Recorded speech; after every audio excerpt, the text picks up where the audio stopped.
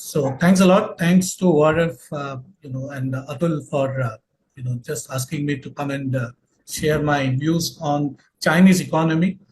So as you mentioned just now, that the 14th five-year plan is about to get over, and the 15th five-year plan is about to start from next year. So that way, whatever happened in this year's Liang Hui gives us some indication of the things to come.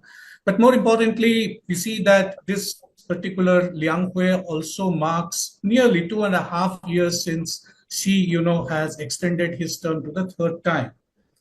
Now, although economics is very much in the news, but what is very clear is politics is in command, which is driving whatever the economic policies are, and so therefore, when the Chinese Communist Party under Xi's leadership is saying that 经济安全是国家安全, economic security is national security.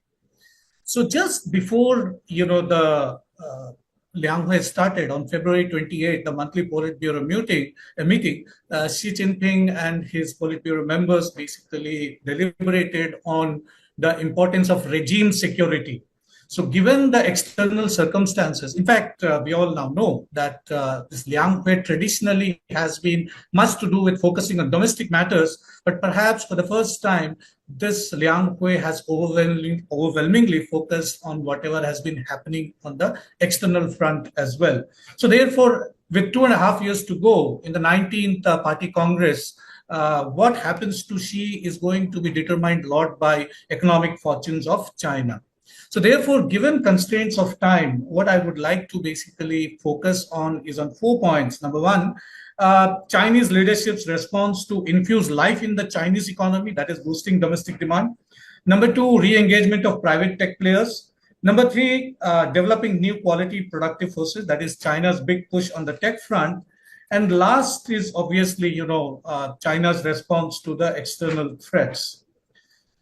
Now, it is, it has been pointed out by analysts that in this year's government work report, quote unquote, vigorously boosting domestic consumption as against striving to modernize, China's industrial system is to get a lot of priority. But actually, if you see, China continues to boost those kind of policies, initiate those kind of policies which are more addressing the supply side part of it rather than the demand side part of it. In fact, to highlight the importance of economic matters in this year's Liang Hui, just before the Liang Hui occurred, Xi Jinping's economic speeches were published, perhaps motivated by China's preparations for the impending trade war since Trump's elevation to White House for the second time. So, and in this whole, scheme of things, what has China done to boost domestic consumption? Analysts say, is it enough? Now, Li has set a 2% consumer price inflation target compared to last year's 3%. Notwithstanding the absence of any fiscal stimulus, Beijing has, clearly acknowledged the seriousness of the situation, prompting to have a budget deficit of 4%. So the targets laid down by Beijing in the economic domain to that extent were very much on the expected lines. Now, given the current headwinds against China and its importance to regime security, China does not want to do anything fundamentally different from the policies it has been following. So therefore, there is more focus on continuities rather than to, come up with something very, something which basically unsettles the whole economy. So the leadership is keen to revive the economy, yes, but as yet does not want to press panic buttons. Last year, China barely achieved the 5% growth rate owing to its exports. Will it be possible to achieve the 5% GDP growth rate target this year as well? What are some of the factors that may hinder the successful meeting of its target? And there are a number of factors, but again, for paucity of time, what I would like to focus is one of the most important, determinants when it comes to boosting domestic consumption as to how does China conduct its center-province relations given the current situation. Due to the de-real estatization and structural change in the way China's development trajectory is now moving, which is more focused on self-reliance on high technology and China giving up on real estate motor development. So therefore, there has been a serious reconfiguration of center-province ties. In fact, what has added insult to injury as far as provinces is concerned is, on the one hand, they have been stifled of funds. On the other hand, there is growing expectations from the central leadership under Xi for provinces to do more. So Xi Jinping's focus on asking the provinces to play a leading role in China's economic growth is something which is of a great concern for the provincial leadership, given the financial constraints. In fact, she's focus on asking the provinces to play a leading role was very much evident when he met with the Jiangsu delegates. And I'm going to read some of the things so you can see that this is a huge bucket list for the provincial leadership to actually fulfill. Identify key areas where it can play a leading role, pioneering integration of tech and industrial revolution, spearheading implementation of major national development strategies, serving as model of common prosperity, implement spirit of February 17th symposium on private enterprises, treat all types of ownership equally, etc., tang tang, as the Chinese would say.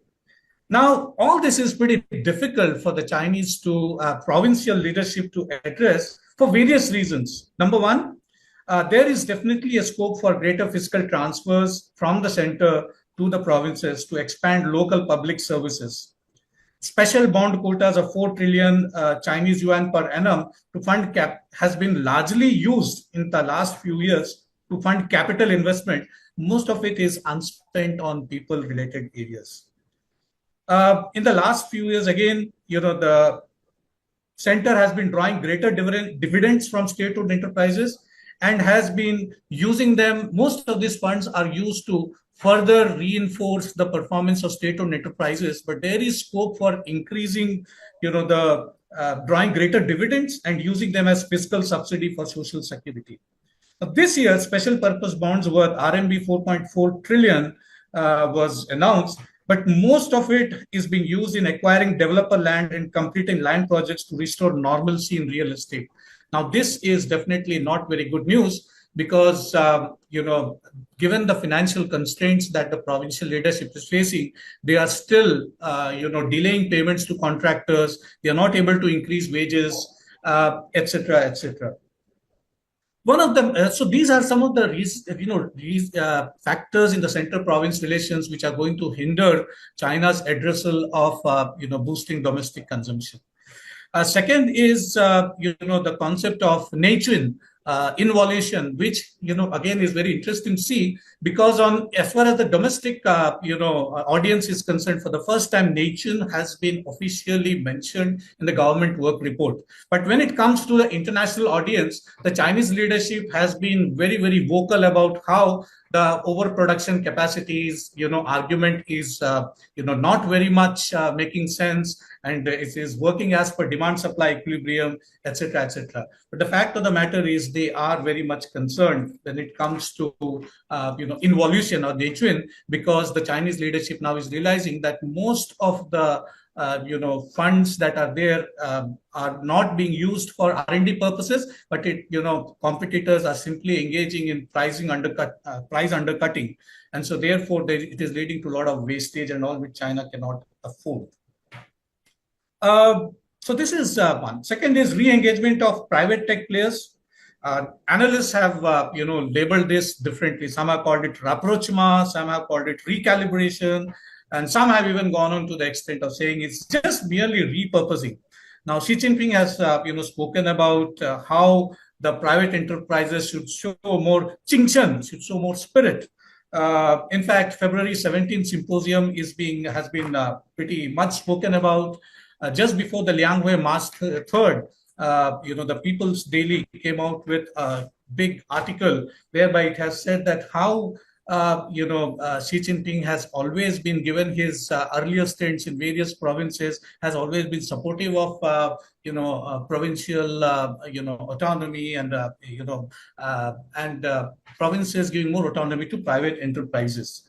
But having said that, the latest olive branch extended to the private sector comes with the caveat of what the party calls the quote-unquote two unwaverings, which has been constantly referred to in the 16th, 17th, and 18th Party Congress, emphasizing that the party will unwaveringly consolidate and develop public sector of the economy and unwaveringly encourage, support, and guide the development of non-public sector of the economy. So even before the NPC sessions, as just mentioned, Xi Jinping did have a much publicized meeting in a symposium in Feb 2025, which was attended by 4 of the 7 Politburo Standing Committee, members. But then, what are the? Are we in for a drastic change? Is this a serious rapprochement? Well, there are certain, degree. There is a certain degree of skepticism for sure, and it is not very ill-founded. One, because one did not go far to the period when Beijing initiated a series of measures against private tech players that led to tech players lying flat, the Thang Ping phenomenon, which we all know for sure now. Second, in 2023, the Communist Party and the cabinet developed new guidelines acknowledging that, quote unquote, the private sector is a new force to promote Chinese-style modernization, an important foundation for high-quality development and a key force to promote China's comprehensive construction of a socialist modern power. The new guidelines hinted that the party leadership would initiate measures like protection for property rights of private funds or entrepreneurs and step to ensure fair market competition by breaking down market entry barriers. However, these announcements were not followed by any concrete measures. In fact, this year's NPC session, a spokesperson said, it would work to promote China's private economy protection law early. But however, the Liang Hui has been largely silent as far as this is concerned. The third thing which I wanted to bring to attention is how China is out there to develop tech self-reliance, and that is something which is very, very close to Xi Jinping's heart. So developing new quality productive forces, China's big push on the tech front. So emphasis on innovation and high quality development, and so therefore focus on new quality productive forces, which is called Xincher Sengchan Li, which translates to breakthrough in technology, forces of production, and industrial transformation. Not only developing new quality productive forces, but also simultaneously, these new quality productive forces should not be abandoning the old ones. So new forces to empower traditional ones. And to cap it all, as Xi Jinping says, Xian Li Ho Po, which means first establish the new, then dismantle the old. Of course, the China's triumphant moment of tech nationalism manifested itself in the DeepSeek movement. The DeepSeek success has bolstered China's confidence in the AI domain, and it was expected that Chinese leadership's big push, to achieve tech self-reliance would gather a new momentum. But then we also need to understand there are certain trends which are counter to China's ability to do better on the innovation front. So, for example, China's decreased, the growing absence of VCs in Chinese domestic market, which are betting high on the technology front. Since 2021, it has dropped 32% year-on-year basis to $30 billion US in 2024. In 2024, the VC investments on Chinese tech companies was only 1/5 that of US companies and 2/3 of EU. Mind you, in 2020, the VC investment on Chinese tech companies was 1.5 times ahead of that of EU, and now it is 2/3 times less. Yeah. Can you wrap up in next 2 minutes? Yeah. So second, the next concern is of disappearing unicorns. And third is contending with contradictions of state-led innovation inspired by tech nationalism and innovation. Of course, the Chinese government has announced governance-guided funds which are to invest big. We are going to see increasing role of banks, sovereign wealth funds, and SOEs. But then, to what extent this tech nationalism and innovation go hand in hand, that is something for us to see. Last, Beijing's responses to the current developments, that is the, tariff wars. China has responded. China has invested a lot of diplomatic efforts in trying to come to the negotiating table. But once they were, once their responses were not responded to, it has been a tariff and counter tariff kind of a thing. So therefore, China has come up, revitalizing the Maoist slogan, "We will never yield."